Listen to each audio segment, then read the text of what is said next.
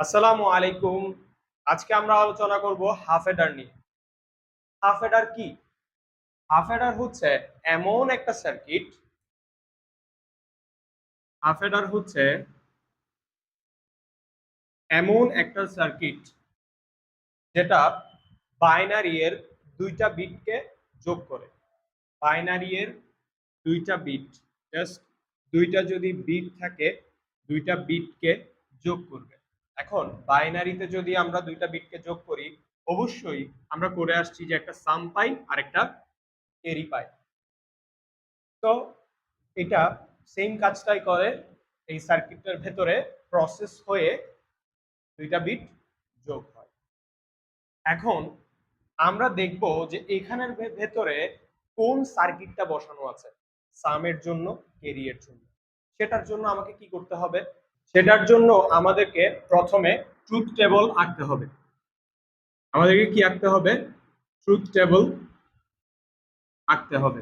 কেন আঁকতে হবে আমরা বুঝে যাব। তো আমরা ট্রুথ টেবল আঁকবো কয়টা ইনপুট এর জন্য? নিশ্চয়ই দুইটা ইনপুটের জন্য, যেহেতু দুইটা বাইনারি বিটকে যোগ করছে।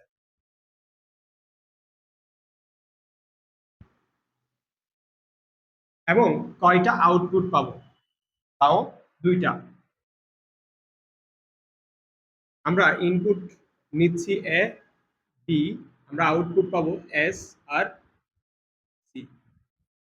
তো আমরা নিশ্চয়ই ডিজিটাল ডিভাইসের মধ্যে দেখেছি যে দুইটা ইনপুট যদি থাকে তাহলে আসলে ঘর হয় চারটা।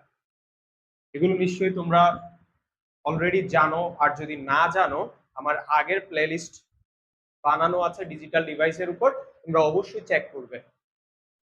যেমন তিনটা ইনপুট হলে কয়টা ঘর হয়? আটটা। কিভাবে? ওই যে 2 to the power 3 8, এভাবেই জিনিসগুলো হচ্ছে। এখন তাহলে চারটা হয়েছে কেন? 2 স্কয়ার 4। সো এগুলো খুব ইম্পর্টেন্ট।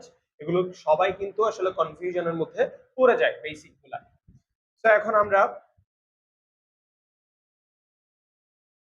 ইনপুটে এগুলো নিয়ে নিচ্ছি। এটারও একটা সূত্র আছে, এটা অবশ্যই আমি শিখিয়েছি, অবশ্যই দেখে নিবে।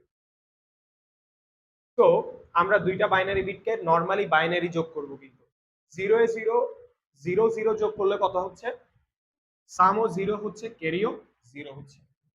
0 1 যোগ করলে এই যে এরকম 0 1 যোগ করলে কত হচ্ছে? এখানে 1 হচ্ছে। এখানে কত হচ্ছে? 1 হচ্ছে। আর ক্যারি কত হচ্ছে? কোনো ক্যারি থাকছে? 0। 1 0 যোগ করলে কত হচ্ছে? সাম 1 হচ্ছে, ক্যারি 0 হচ্ছে। 1 এ 1 এ যোগ করলে কত হচ্ছে? ওই যে আমরা শিখে এসেছি কিনা যে 1 এ 1 এ যোগ করলে কত হয়? 1 আছে, 2 হয়ে যাচ্ছে। 2 থেকে ভিত্তি বিয়োগ করতে হয়। মনে আছে কিনা এই যে যোগগুলো করিয়েছি? 0, এই যে এভাবে 0 হচ্ছে। কয়বার বিয়োগ করেছি? একবার। সেজন্য এই যে 1 হয়, এই যে 1 হয়, এই যে ক্যারি হিসেবে 1 হয়। এই যে এখানে সাম হচ্ছে 0, ক্যারি হচ্ছে 1। এখানে সাম হচ্ছে 0, ক্যারি হচ্ছে 1। ওকে, এখন আমি ট্রুথ টেবলটা কেন আঁকলাম? এখান থেকে আসলে ইকুয়েশনটা বের করার জন্য, যে ইকুয়েশনটা থেকে আমি সার্কিটটা পেয়ে যাব যে এখানের ভেতরে এস এর মধ্যে কি কাজ করছে, সি এর মধ্যে কি কাজ করছে। তো এখন আমরা সমীকরণটা বের করব কিভাবে? সমীকরণটা বের করব কিভাবে? দেখো, খুবই সোজা, মানে প্রত্যেকটার সেম নিয়ম। তুমি আগে, আচ্ছা আমরা আগে ফার্স্টে এস বের করব। এস এর ইকুয়েশনটা বের করব। এস এর ইকুয়েশনটা কিভাবে বের করব? দেখবা যে রো এর মধ্যে 1 আছে, মানে এস এর মধ্যে কোথায় কোথায় 1 আছে সেটা আইডেন্টিফাই করতে হবে। দেখো এখানে 1 আছে, এখানে 1 আছে। তো এখানে 1 আছে না, এই রোটা। এবার আমাদেরকে এই রোটা নিয়ে কাজ করতে হবে। এই দেখো, এই রোটা নিয়ে কাজ করতে হবে। এখানে 1 আছে, এখানে এই রোটাকে নিয়ে কাজ করতে হবে। সবসময় মনে রাখবা, যেখানে আসলে 0 থাকবে সেটার উপর একটা বার দিয়ে দিবা। এর এখানে 0 আছে না, সেজন্য এ বার দিয়ে দিবা।